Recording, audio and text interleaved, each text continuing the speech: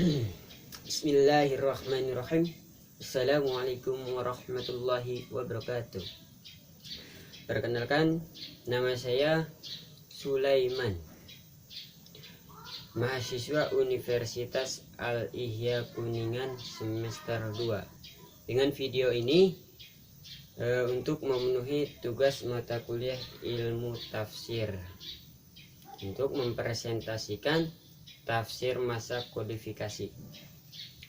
Setiap materi pasti ada, atau setiap pembahasan itu pasti ada latar belakangnya tersebut untuk menghasilkan pembahasan-pembahasan yang lebih baik. Latar belakangnya dari tafsir masa kodifikasi yaitu sudah jelas sejak zaman Nabi Shallallahu Alaihi Wasallam dan sahabat dan tabiin. Tafsir-tafsir itu masih dipindahkan dari seseorang ke orang, atau diriwayatkan dari mulut ke mulut. Nah, itu belum dikodifikasikan atau belum dibukukan. Karena apa? Karena Kanjeng Nabi Shallallahu Alaihi Wasallam tidak memerintahkan untuk dibukukan. Nah, maka para sahabat dan tabiin itu sangat patuh terhadap perintahnya Kanjeng Rasulullah Shallallahu Alaihi Wasallam. Nah, selanjutnya permulaan masa kodifikasi yaitu ada beberapa fase sebenarnya.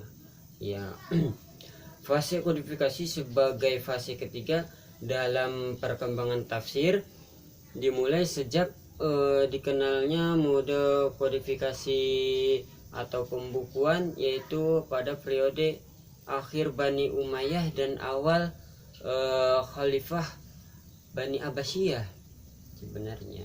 Nah, untuk fase-fase tersebut itu akan sedikit lagi sempurna, atau sedikit lagi sempurnanya dibukukan Al-Quran untuk dijadikan seperti zaman sekarang, itu adanya tafsir atau adanya Al-Quran, terjemah Al-Quran tersebut yang sudah dibukukan. Nah, itu pada awal Khalifah Bani Abbasiyah. Nah, selanjutnya perkembangan prodik pada masa kodifikasi. Dalam fase kodifikasi ini ada beberapa tahap ya, dari tahap yang sebenarnya itu dari tahap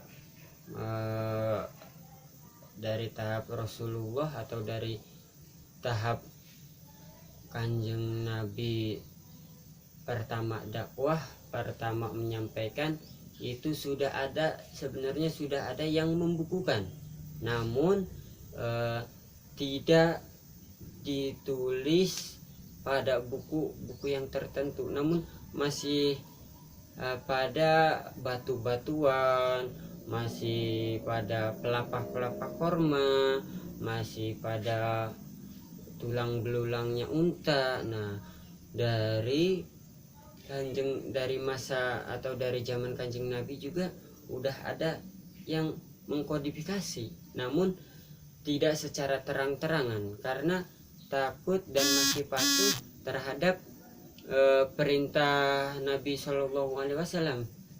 Nah, dari fase tersebut atau dari tahap yang pertama tidak lain adalah fase pertama dan fase kedua, yaitu fase periwayatan tafsir, yaitu tafsir bil al-matsur dari Rasulullah SAW dan para sahabat serta tabi'in. Pada fase ini belum ada kodifikasi yang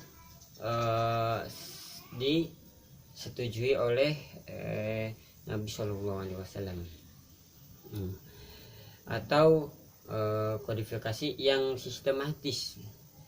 Tidak ada metode bagi tafsir pada fase pertama.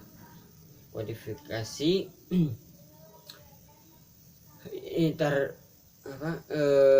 fase pertama dan kedua ini kecuali dengan metode periwayatan, sebab metode pembukuan atau kodifikasi dan termasuk diantaranya kodifikasi ilmu tafsir baru dimulai setelah masa tabi'in fase yang kedua.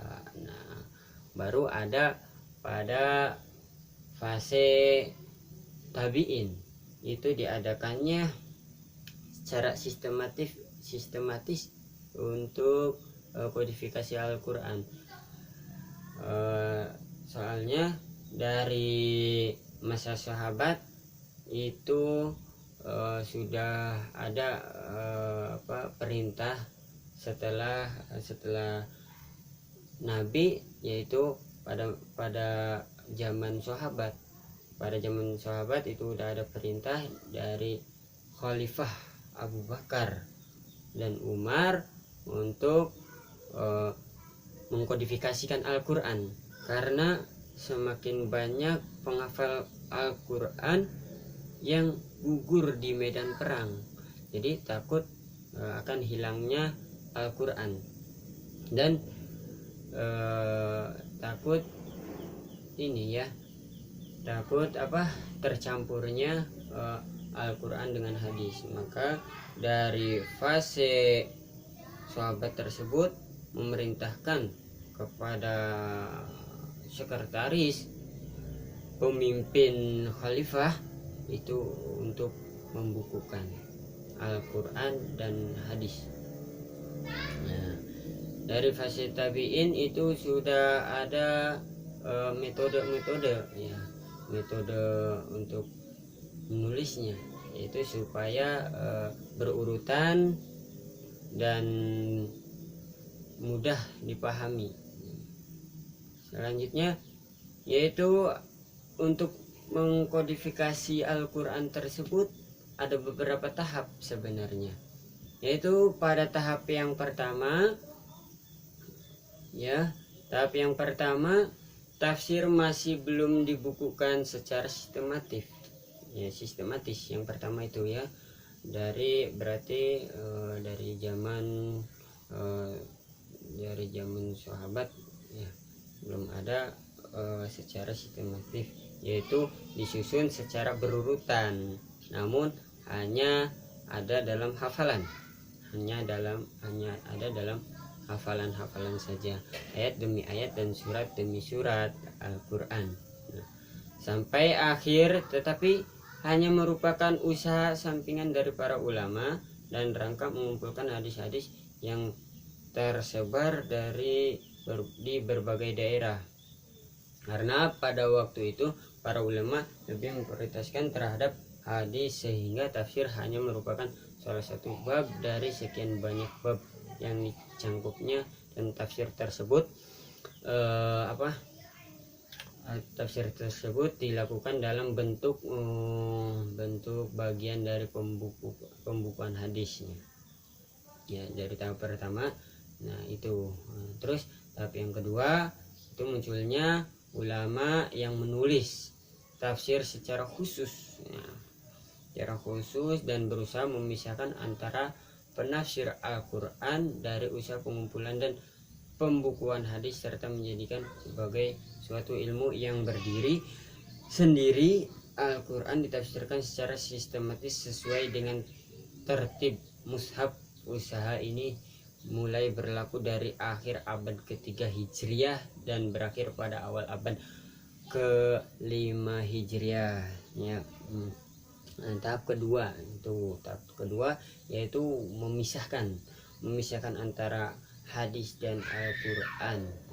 Nah, terus tahap yang ketiga yaitu perkembangan tafsir tidak berhenti sampai pada corak tafsir bil ma'thur saja, bagaimana yang dilakukan oleh beberapa ulama tersebut,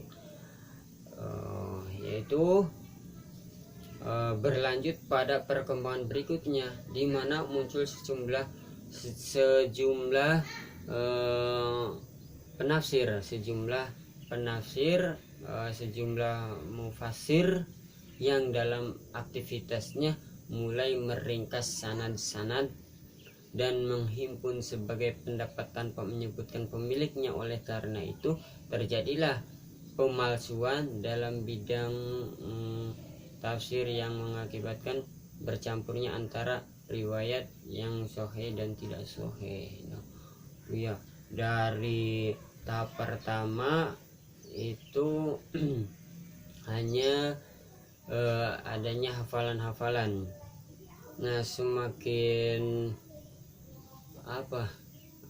semakin takutnya kehilangan Al-Quran, maka timbullah tahap yang kedua, yaitu dari tahap yang kedua, karena dari tahap yang pertama dulu ya. Tahap yang pertama itu Al-Quran belum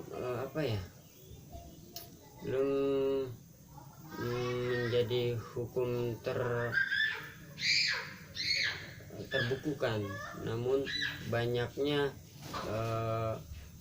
hukum tersebut ada hanya hadis yang ditambahkan. Terus munculnya tahap kedua, ulama tersebut itu mengkodifikasikannya secara sistematif, secara mushaf, ya. Jadi diurutkan sesuai apa yang disampaikan oleh Nabi Shallallahu Alaihi Wasallam. Terus timbul lagi tahap ketiga. Tahap ketiga yaitu banyaknya pencampuran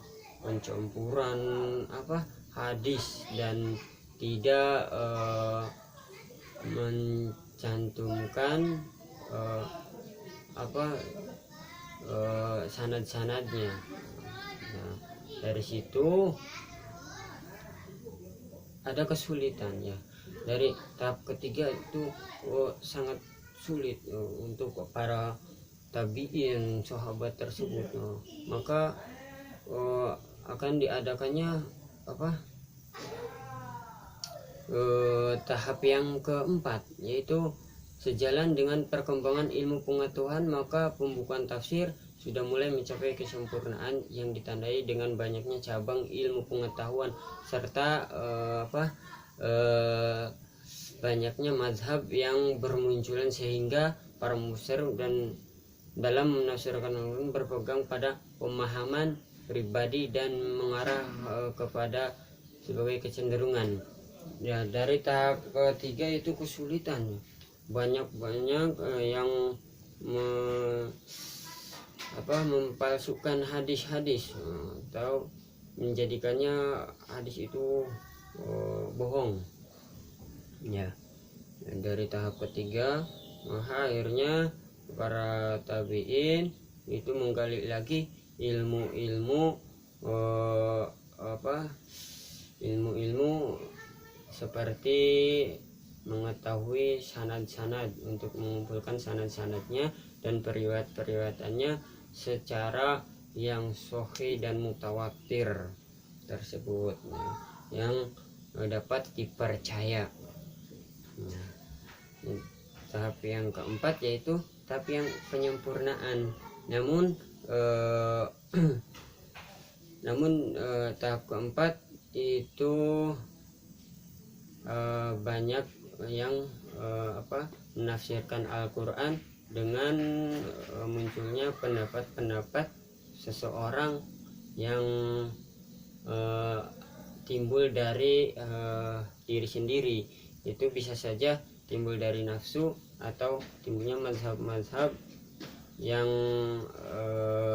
ingin bertanggung jawab atas arti dari atau tafsir dari ayat-ayat Al-Quran tersebut.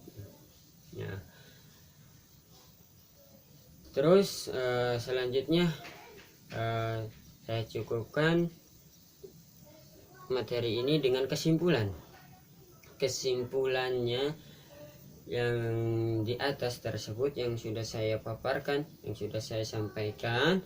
Jadi masa kodifikasi ini itu cukup panjang dan lama waktunya, karena harus setiap seluruh dunia ini harus berpegang kepada atau berpedoman kepada Al-Quran, kepada agama Islam.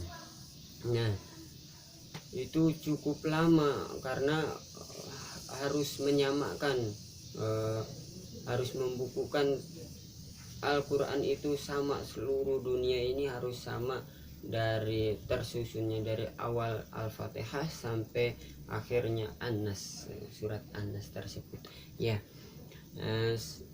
Selain itu namun usaha ini para mujahid ya, yang atau para tabiin, para sahabat yang tidak lain yaitu sangat cinta, sangat mahabbah kepada umatnya Nabi Muhammad SAW itu ingin membukukan supaya generasi atau umat Islam tersebut tidak tidak melenceng atas agama yang telah dibawakan oleh Nabi SAW, bahwa agama Islam itu benar. Yang paling benar itu agamanya Rasulullah SAW.